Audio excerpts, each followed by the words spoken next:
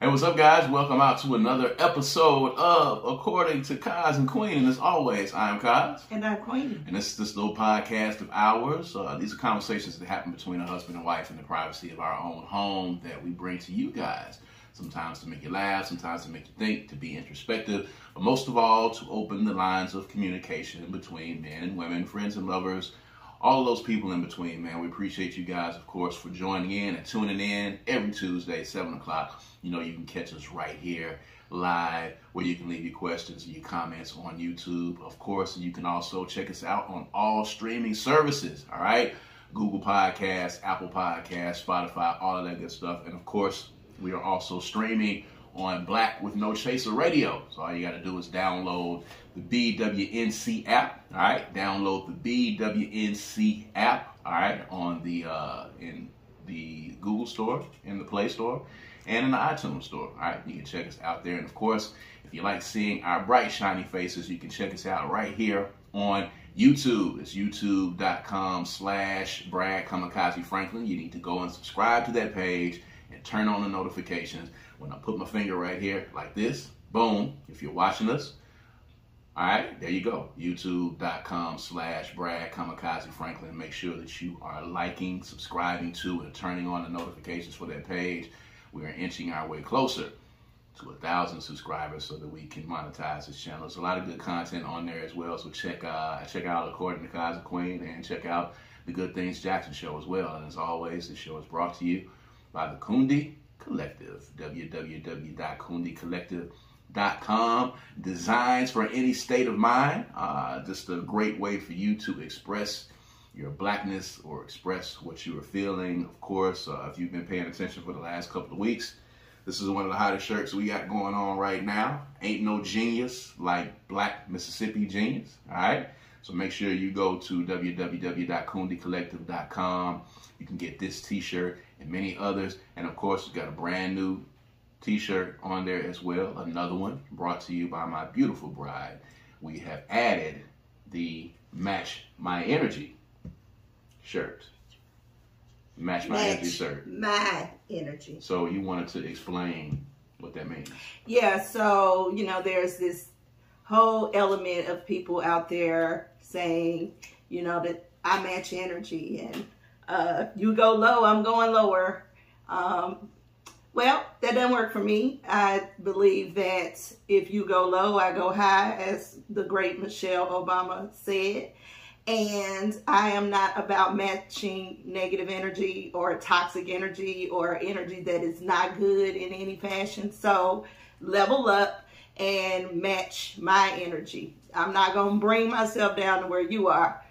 I think that you need to rise to where I am. Get positive. So that's what, for all the people out there who agree with me, this is what this shirt represents. Here it is. Match My Energy is available at kundicollective.com, www.kundicollective.com, KUNDICOLLECTIVE, kundicollective.com. If you're listening to us on streaming services, if you're watching us, of course, you see it up on the screen. So make sure that you check that out. Go and check out all of the designs that we have there. We appreciate it. We appreciate you guys checking out the, the Ain't No Genius like Black Mississippi Genius. It's been kind of ringing up on the site, and you guys have discovered some of the other designs we have as well. So y'all are starting to partake in that, and we appreciate it. It's something that we started during COVID. Learned a new skill, as a matter of fact, making t-shirts. And we came up with some designs and some things that we thought that we would like to see on t-shirts that we did not see. So we started putting some of the stuff that we were saying in the privacy of our own home. We started putting some of those things on t-shirts, and it kind of just took off from there. So it's a real cool thing. We appreciate you guys for patronizing and supporting as well. So a lot of stuff going on this week. A couple of things I want to talk about in particularly, but I gotta say, you know, I think you were watching as well. I just gotta speak on, you know, watching DC Young Fly, you know, eulogize Jacky Oh. I think you watched his words, and they were shared across all platforms. I think it went viral.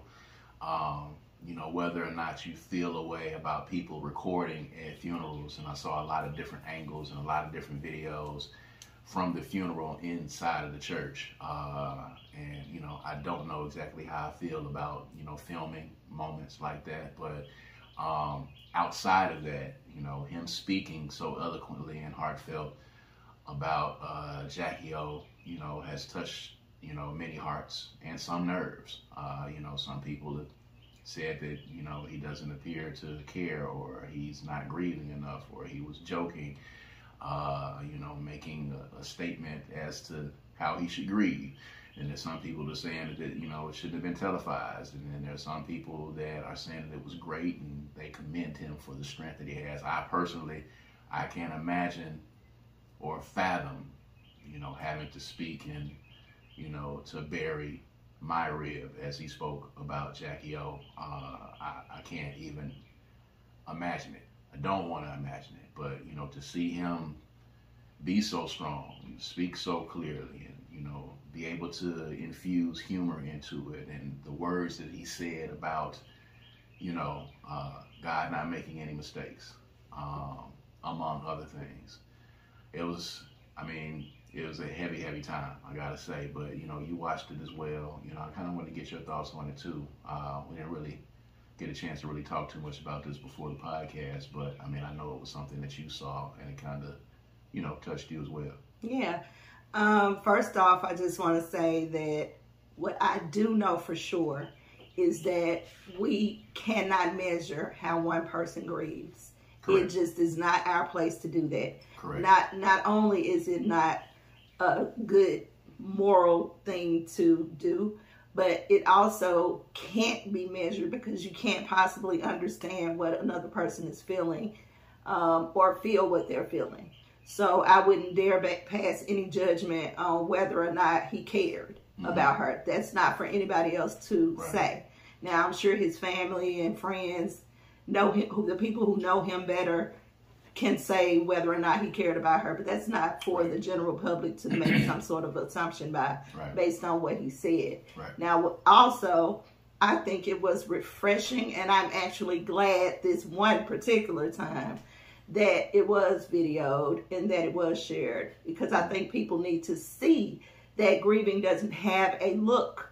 It does not have a particular assignment or an instruction book. Grieving is what it is. He is who he is. The one thing that's very clear is that he is God-fearing and he's faithful. People don't understand what faith looks like. That's the problem. Y'all don't recognize faith when you see it. So that's where the judgment is coming from. I thought it was beautiful. I thought it was truly authentic. He didn't try to go up there and be anybody other than who he was. He talked about the person that he loved from a place of love. And I can dig it. I really can dig it. Him getting up there without telling a joke wouldn't have been authentic. He was speaking from his heart, and we got his heart. And so he didn't make any overwhelming statements about, I don't know what I'm going to do. That's faith, guys. Like, that's what that looks like. And I commend him, and I'm thankful for it. And prior to this, I was not even a DC fan, if I'm being honest with him. I think he's silly. You know, that's not my particular type of humor style. He makes me laugh, but it's silly. It's silly funny, if that makes sense. So sometimes it kind of gets on my nerves. But seeing how he has handled this, reading some of the things that his friends and people who know him well have said, they all refer to him as being God-fearing and as being a praying man. And I didn't know that about him until this happened.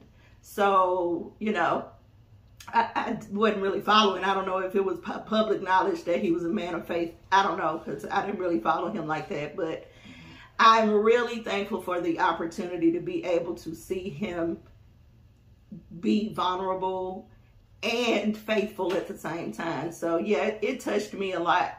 And I think people need to save their remarks and about this. But, you know, we live in this world where people always have to have something to say. Yeah. So that's just what it's going to be. People definitely grieve differently. I think just off top, this is something that you have to know. Everybody does not cry their eyes out. Everybody does not fall out. Everybody does not scream, in pain and agony. He may have done that. And he may have done privately. that, privately. And he has every right to do that. Yeah. I mean, whether you do fall out and scream and holler, some people then they're going to say it's too much. You know what I'm saying? And she didn't care about him when she was alive and blah, blah, blah, blah, blah. People are always going to have something to say. Who cares? Just do what you do. Just grieve. Yeah. Whatever that looks like for you. Avoiding the process of grief is worse than whatever people have to say about how you grieve. So just grieve, however that looks like for you. And it is a process.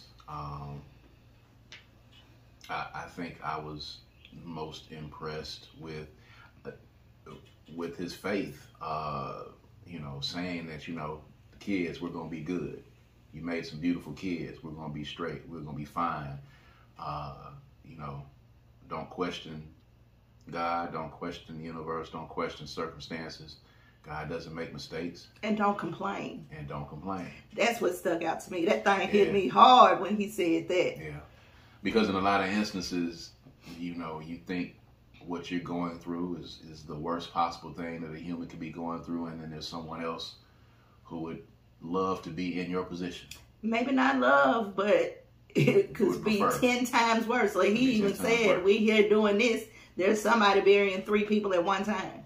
Yeah. So, and again, that's what faith looks like, people. That's what it looks like. Yeah. And I think we don't see enough of that. And a lot of times we can't recognize the authenticity in it. So that's why people have a hard time digesting this. I think if, I can be transparent as we are, thinking about that and watching him talking about not complaining and, always understanding perspective. Perspective is so strong, even with what happened, with us here in our home over the weekend, with the storm coming through and knocking the lights out in the house.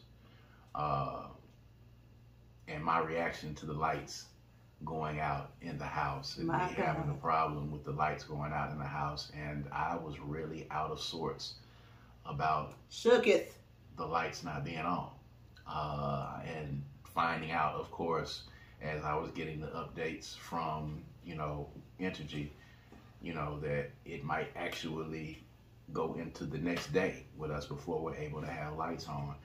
And getting up the next morning and then reading and seeing that the storm that came through our area, that, we got probably the least amount of damage.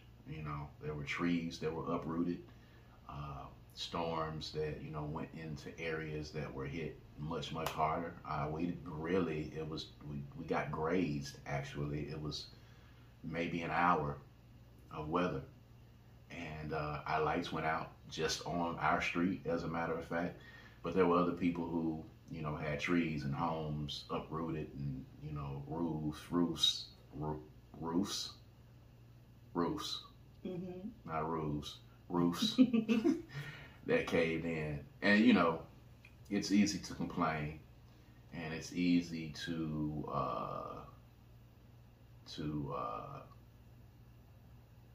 it's easy to look at your situation and lament and wallow in it and see how bad it is, but there's always somebody that's in a worse situation.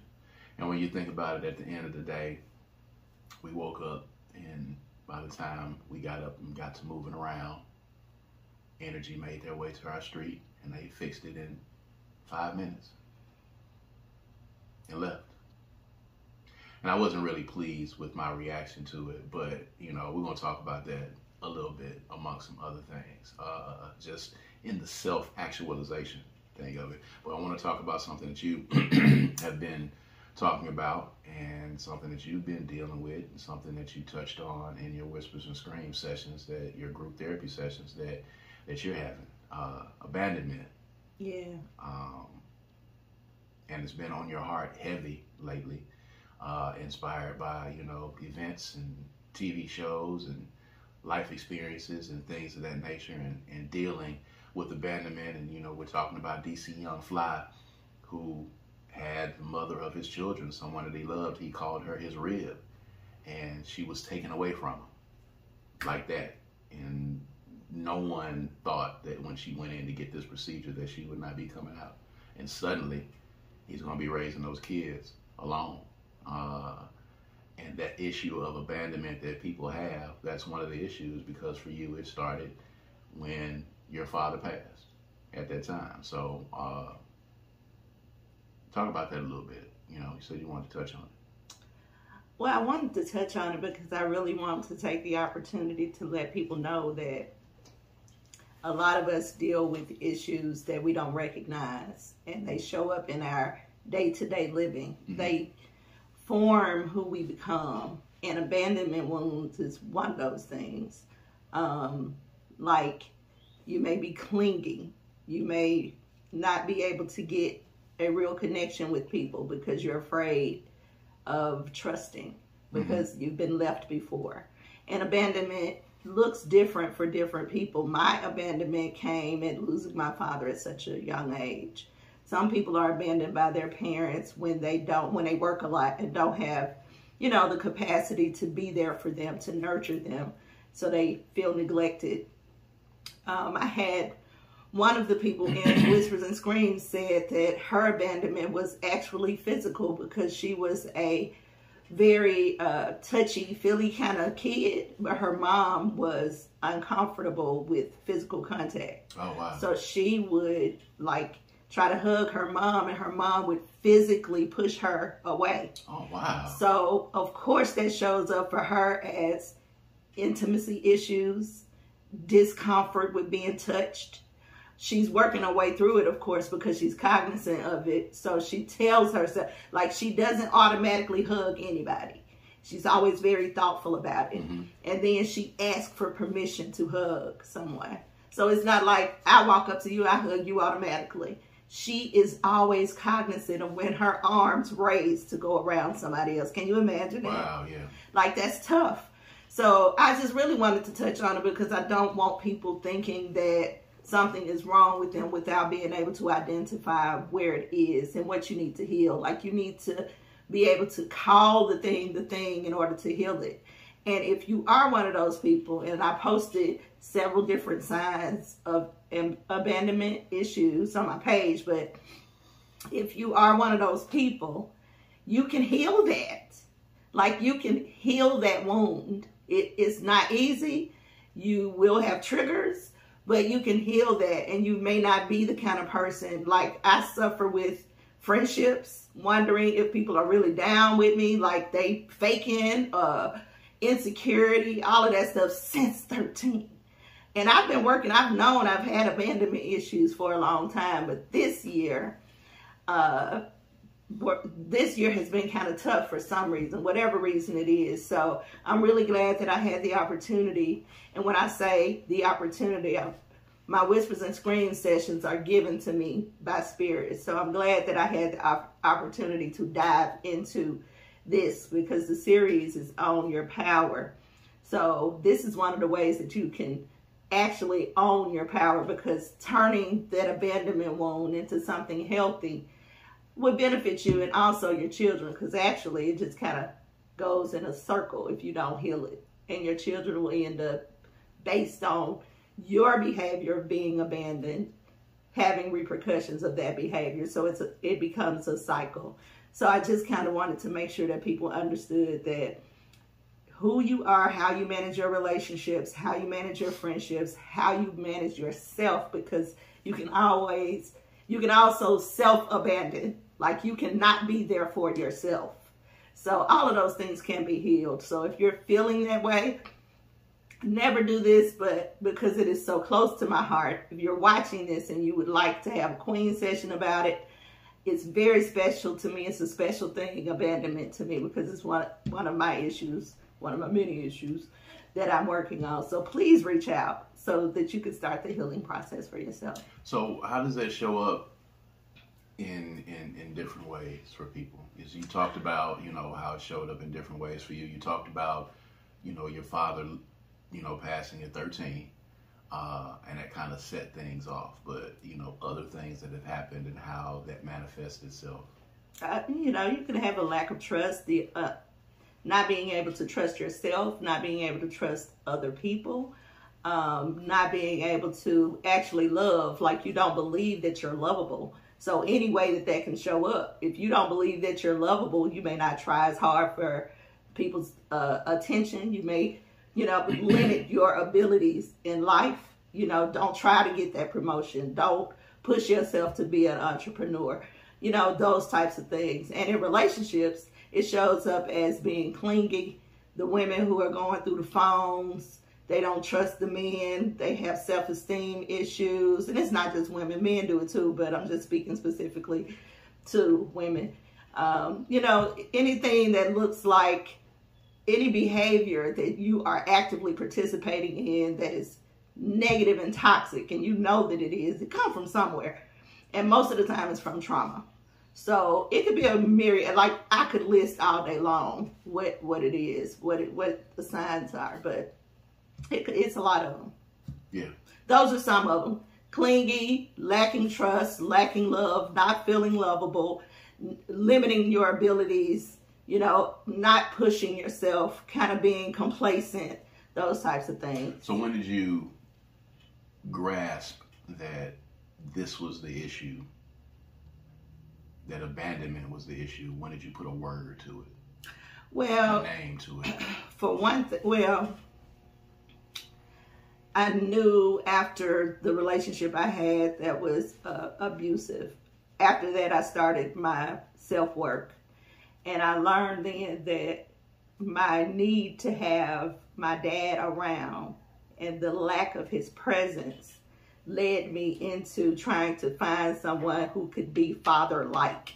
And that's how I ended up with somebody who was demanding and controlling, because I was looking for somebody to be my parent or my male parent. So that's how I ended up in that relationship. That's why I allowed myself, here's another sign, to stay with someone who was mistreating me. You know what I'm saying? Because I did not want, and people who are abandoned, i.e. like Tina Turner, her mother abandoned her too, but it was emotional abandonment. When people who have experienced abandonment, they never leave. They don't want the other person to feel abandoned. So it's very difficult for them to walk out on somebody, which is what it was for me. But I also find abandonment in friendships. It's hard for me to connect to people because eventually in my head, something's going to mess up and they're going to walk out. They're going to leave me. It's hard for me to push myself to cultivate and nurture, not just friendships, but even in business. You know, it's hard. There's a limit. I'm going to go right here and I'm going to stop, because if I go further, then I lose control and everything could fall apart. I'm going to do what I can control, and I'm not going to push myself any further. And there's a lot of people out there like that too. It's complacency. We need comfort, and it's hard to, you know, find comfort in things that you don't understand or that you are unfamiliar with. So we don't really do unfamiliar. So how would you say that you have worked on that? Meditation, prayer. I've done a whole lot of shadow work, and that just kind of means facing the bad sides and figuring out how you contributed to who you become. You've helped a lot, and you've had to actually say things to me that people probably don't have to say in relationships.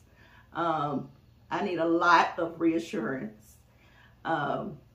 I need that from everybody, actually. That's been something I was ashamed to admit for a long time.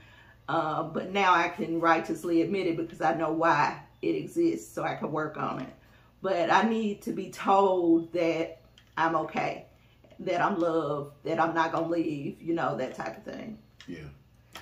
Difficult to say out of my mouth, especially publicly, but it's true. I mean, we are transparent, and we're very forthcoming with our journey. And I think that's good because it helps other people. You know, we're real. And I can be everything I can be a good friend. I can be all of those things, but I don't really expect reciprocity. Right. And that's you also a sign. At the end of the day, you're not supposed to expect reciprocity. I mean, I guess so. That's probably true. You do it because it's in your heart to do it. But you should be getting reciprocity. Reciprocity in friendship should be there. In some if sense. It's friendship. Well, if it's friendship. If not, then no. But reciprocity in life and in the universe, you will get your reciprocity. If you it may not come the way you expect it to, but you'll get what you need. Yeah. So, agoraphobia. I put a word to the issue. Yeah. Since we, are being transparent and we're talking about it. This was, for me, it was a weird week. But, the weekend was even weirder. I talked about at the beginning of this conversation about the lights going out here in the house and us being without power for like maybe 13, 14 hours, maybe 15 hours, from 4 p.m. one evening to about 9 or 10 the next morning. I have discovered over time, which I can admit, I have discovered that when I go into situations where I don't feel like I am in control, I obsess over the situations and I get anxiety in those situations. I have to be in some semblance of control in order to control the situation at hand. And if I am not, that gives me a level of uncomfortability and anxiety. And I experienced a level of uncomfortability and anxiety where I could not get myself settled because I was trying to figure out how to fix the problem and solve the problem. And my wife, bless her heart, she was doing her dead level best to raise the energy in the room and to forget what our circumstances were and work through it. It wasn't that bad at the end of the day, but it was not expected. I was not expected to be without power. I had a series of plans that were in place for the evening, and those things got usurped by bad weather for that few couple of minutes, and we were without lights, and I had anxiety about it. Couldn't even sleep that well. Really. I'm so sorry that you experienced it that way. I know that you have a high level of anxiety when things are sprung on you. We talked about that before. Mm-hmm. But you have to actively put in work towards it to make it different. You just can't wait for it to pass. You have to actually make an effort. Mm-hmm. I saw the evening completely different. I recognize that you did. We don't get moments free of the phone, free of other people, in silence, and I was looking forward to reconnecting, in that moment. But it was difficult for you to recognize that as an opportunity. And I couldn't do nothing. I couldn't do anything. So I just stopped and started kicking it myself and enjoying the moment for myself. But here's the thing. I recognized it as a moment because, you know how I know this? Because it was crazy. Because at the moment, our daughter was going out with some friends to the movies. And her ride was about to come and pick her up. And I had a series of plans put together for me and my wife when we were kid-free for things to do, and I prepared for them, and I was waiting for the moment that our daughter left in order for us to do it. At the moment, and this is how I also know that this is just crazy, at the moment that our daughter was getting ready to walk out of the door, her ride was pulling up in the driveway. At the moment that she was getting ready to walk out the door, and then, of course, the bottom fell out. Give us the space and time for us to do what we were going to do. The moment that she was walking out the door, the breaker, the generator, the what you call it? Transformer. The transformer was struck by lightning and knocked out the power. And it knocked out the power just on our street. What if that was by design just for you? Could have been. To recognize, you were put, let me tell you what happened. You were pushed to identify this emotion. You were able to name it, study it, understand it, know that it's a real thing. Mm-hmm. That's important when you're getting ready to heal it, to work on it, to move through it, you know. So you learned something last night. You also got to see the difference in how you managed it and how I managed it right there in real time. Whether or not you were ready to participate in it with me, you still were able to see it. You got a clear visual. And so it was a learning experience for you. I'm thankful for it. I mean, I acknowledge the timing of it. The timing happened just at the moment that she was walking out. And it was just a way of saying that, you know, she's gone now. And I know that you had something planned that you were going to do. But boom, here's the curveball. Now, hey, what are you going to do? You're not in control. I am, and I'm speaking as God. I'm in control. Mm-hmm. And none of the stuff, everything that you had planned, A, could have still happened. And yeah. B, you didn't have to leave the house to do what was actually the purpose of us going out in your mind, which was to reconnect. So if that was the purpose, the lights going off didn't do anything but make it better because there were no distractions. If we had taken the opportunity, we could have had a distraction-free night where all we did was concentrate on each other. Here's the thing. So it's actually a gift. It would have been better than going out. True. We wouldn't have had no distractions. We started off well because we were in the bed. We were watching the iPad. We had to watch it, close together in an intimate moment. It was great. I even told you. I love this. It was fine. Ended up falling asleep. Like, everything was cool.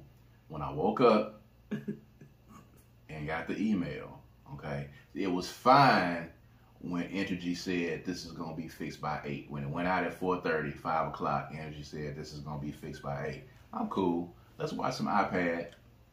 We're going to chill. And then when the lights come back on, we'll do some other stuff. Well, Energy sent an email and said, oops, we're sorry. It's not going to be 8 p.m. My bad. It's looking more like 10 p.m. Okay, that's cool. We're going to watch the iPad. Fell asleep, took a nap. We're going to get up. By that time, the baby be back. Everything will be cool. Lights will be on. Air will be back on. Everything is cool. Didn't have a problem with it. When, we took the little cat nap and everything was nice and we were chilling. And then the email came through and said, oops, we're sorry. It's not going to be 10 p.m. It's going to be 12 p.m. on the next day. They played with you, man. When I saw that email, that's the one that took me to the point of uncomfortability, because at that point, I was like, okay, we got to go through the rest of this night. We're not going to have any power. What about the stuff in the refrigerator? What about this? What about that? The street is dark. All kinds of stuff went through my mind, and I was not in control of any of it. There was no way that I could do anything about the lights coming on in this house. We had a generator, okay? Was able to get the generator on, was able to cut on the microwave and the George Foreman grill, make something to eat, and that was cool. But after that, the lights were out. We do have some, little battery powered lights that we used, but I was thinking about making it all the way through the night without power. You mean when you're usually sleeping anyway? Which not even using power. Which I'm a little embarrassed about. But that's what happened. And it's we crazy. all have our things. Yeah. We all have our things. And it's crazy because I'm not like that in every situation. Like, if this was a show, if this was one of the events that I do, there are plenty of instances where I'm completely calm and I'm completely patient. But I think even in those situations, I think I'm kind of in control of the situations. Well, because you know what all the problems can be. You troubleshooted everything. This is new. You know what I'm saying? Especially recognizing that anxiety is something you deal with. You've just been recognizing that for the last 2 years, maybe. Yeah, maybe. And now you're understanding when it kicks in and what triggers it. I need to be in control. These are all things that you just started tapping into. And these are things that, you know, we tell our grown kids all the time. This is something that you can't be in control of. You're not in control of it. You have to just be patient and sit back and chill. And at the very same time, we're dealing with the same thing as parents. Agoraphobia. It's not always easy, but what I try to do, and I don't succeed all the time, but what I try to do is find the positivity in it. You know, especially if you can identify that there's a design here. And it was very clear to me because I was at Whispers and Screams driving on my way home, and it was horrible. I couldn't even see. It was terrible. Fell out. The bottom fell completely out. So getting back home when the lights went off, my first thought was, oh, I'm finna get some good sleep. I was excited because I was drained. I had already utilized all my energy. Yeah. I needed to restore. So I was like, oh, I'm going to get me some good sleep. Then after that, I was relishing the moments of what we uncovered in Whispers and Screams. So I was already in a real good high vibration. Yeah. And I just didn't want to let it go. So it was easy for me to make the shift into the positive side of what this meant. But you looking forward to something, having it planned already, and not go through that, and you don't operate well like that. You know, the music thing, you did it so long, it's like clockwork. You can spit that thing out and put it back in and chew it and spit it out again. It's no problem for you. So give yourself a little grace on that. What? No, go ahead. What are you thinking? No, you just said spit it up, chew it out, spit it out. Never mind. You should have been concentrating on what I was saying. I was concentrating on what you were saying. Okay. What's next? I was. No, you wasn't. I'm sorry, baby. You made a joke out of something that was pretty serious, and it was encouraging, and you poo-pooed. I did not. Go ahead. The people watch. I did not do that. What else? I was really listening to what you were saying, and no, seriously. All right. I was. Okay. I was, seriously. Anyway, real quick, before we get out of here, let's talk about some ratchet shit. All right. Real quick. So, you saw the thing about Zion Williamson and him getting his new baby mama pregnant. And what's the young lady's name? Mariah. That's all I know. Mariah? Yeah. She's apparently a very well-known OnlyFans porn star. She's a porn star. And she came out immediately after Zion and, you know, announced that he was going to be having his baby. And she, for I think now, we're probably going into day 7 or 8 of her tweeting about Zion and her being together. And I guess she feels like she missed out on the bag, I guess. Because he got this other woman pregnant. So, of course, you know, now she's going to have Zion's baby. And, you know, she's going to be the beneficiary of all of the money. What make you think that she thinks she missed out on the bag? Because she posted so much? Yes, because she's posting so much. It sounds as if she feels like she lost a contest and she is protesting the results of the contest. Like she feels like she should have won the contest. He should have gotten me pregnant and I should be the one that should be the beneficiary of the baby mama monies. To me, it seems like she felt like she was cheated on. That's the way I took it. She has every right to feel that way, but I don't think anyone in this scenario, and I think even her included, can look at this as if she was being cheated on. He clearly was, you know, messing around with several different women, as we saw, because they all popped up at some point. There was like 4 or 5. And he has a type, too, by the way. And I did see her say something to the one of the other girls who came out that said, I'll move in with you. Like, yeah, like this is a thought that you want to put out in public. Like this is a real, this your stand? Like yeah, and you're doing this in public? Yeah, like this is a conversation you should have in private with your bestest friend, and don't tell nobody else. Or your mother, or your pastor. This is not something that you should be admitting in public, ma'am. Listen, first of all, you are 32 years old. If I'm reading, you know, online correctly, you're 32 years old. Zion Williamson is 22 years old. The man just reached the age where he could drink last year. Okay, 3 years ago, the man was in high school. He's 22 years old. He's a grown man by age standards, and of course, he's playing with grown men in the NBA. But, you know, as a father and as a parent, a 22-year-old, we still call our babies at 22. And he probably is still a baby to his mama. He's 22 years old. You are a 32-year-old grown woman who is tweeting incessantly to a 22-year-old. He hasn't responded either, has he? No, he hasn't responded. He should. And he shouldn't respond at all because it's ridiculous. You're going into day 6, 7, 8, ma'am, of tweeting Zion Williamson, who you knew going in that this was just going to be a thing with you getting down with an NBA basketball player. You are a porn star. You are familiar with this. We know what this is, okay? And you're a grown woman. I just want you to have some dignity about yourself. I want you to have some pride.